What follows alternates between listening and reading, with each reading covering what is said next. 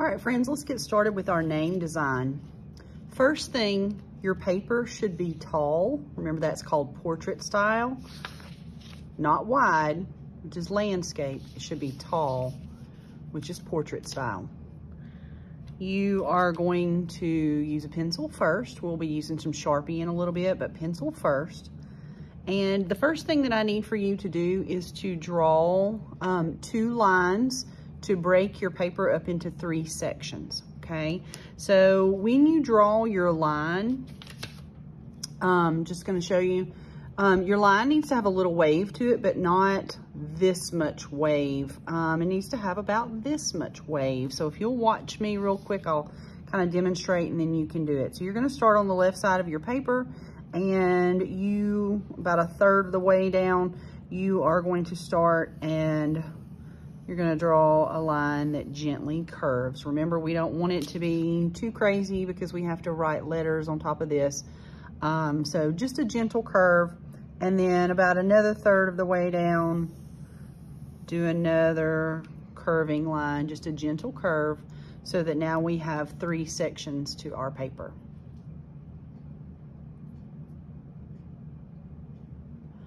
The next thing that you're gonna do is you're gonna be writing your first name or the name that you go by over and over and over again. But the thing is that the letters have to be tall enough to fill in the space where they are.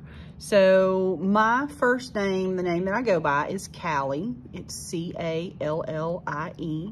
So what I'm gonna do is I'm gonna start in the top left corner, and my C needs to be as tall as from the top of the paper to the line, okay? So my C needs to be really tall. It's a really good idea if you write with all capital letters. So lowercase doesn't work as good for this project. Capital letters work better. So instead of writing, when I get ready to write my A, instead of writing it like this, I am going to write it like this, okay? So capital letters work better for this project. Okay, so my next letter is an A. You do whatever your next letter is. And again, it should fill in the space from the top of the paper to the line. It fills in the space. Okay, I'm gonna do another letter and another letter. I have C-A-L-L, and I ran out of room. So now what I'm gonna do is jump down to my second line, and I'm going to put my I. I'm gonna kind of bend it to make it kind of go with that curve, and then E. Okay, again, my letters are capitals. They're really big and they fill in the space. So I'm gonna do the same thing. I'm gonna keep going. I'm just gonna start all over again because I've got all this extra room. So I'm gonna start with a C again.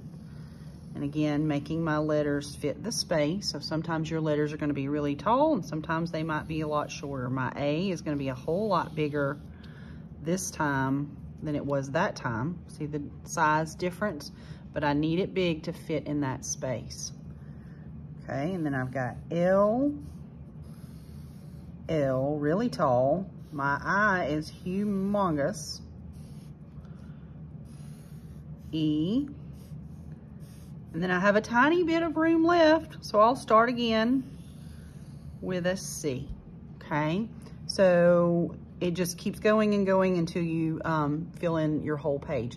Remembering that your letters need to fit in the space so that they are tall where it's tall and they're short where it's short, making sure that it all fills in.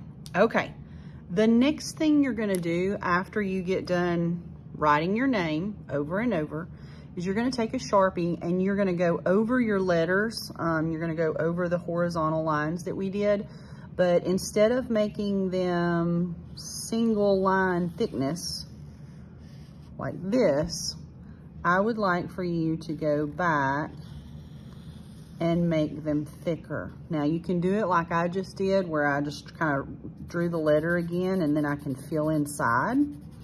If you are not great at that, all you have to do is actually color beside your line. Okay, so I'll demonstrate that too. So you can do it this way, or when you outline, if you just go back beside it and just color beside it and make it thicker, you can do it that way. So either way works just fine. Just try to make it a little bit neat. This is what it should look like when you're finished. Your letters have thickness to them. They're all outlined. You've outlined your wave lines that broke up our space.